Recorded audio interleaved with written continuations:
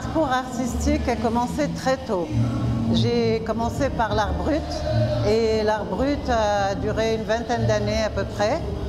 Et puis je me suis nourrie de mon expérience, de ma vie.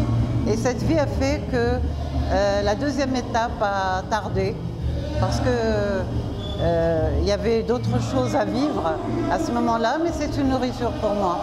Donc la deuxième étape était la calligraphie. Et là, la calligraphie, c'est un grand amour pour moi, parce que j'ai beaucoup d'admiration pour cette branche,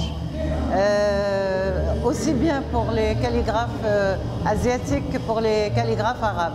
Mais la calligraphie arabe a mon amour, étant même Picasso en a parlé, et il a dit que c'était un art presque parfait. Ensuite est venue ma période de noir et blanc. Là aussi, c'est quelque chose que j'ai beaucoup aimé. Parce que ça représente l'ombre et la lumière, donc vraiment la dualité de la vie. Et ensuite, j'en suis venue au jardin intérieur, c'est-à-dire j'ai commencé l'introspection entre le monde visible et invisible.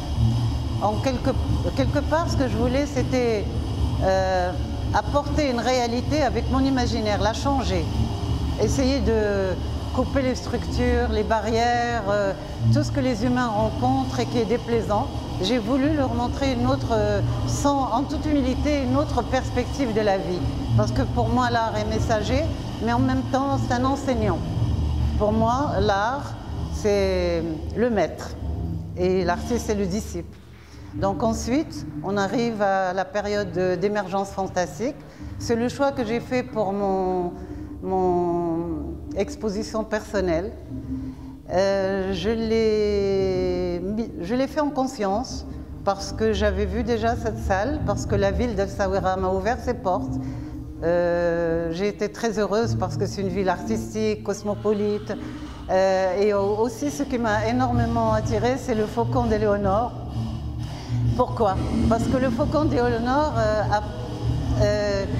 dépasse tous les obstacles pour arriver à mettre ses œufs dans cette île. Et je pense qu'en tant qu'artiste, moi aussi, je considère que j'ai dépassé beaucoup d'obstacles pour arriver à cette plénitude d'être là, dans ce que j'ai toujours rêvé être, c'est-à-dire l'art.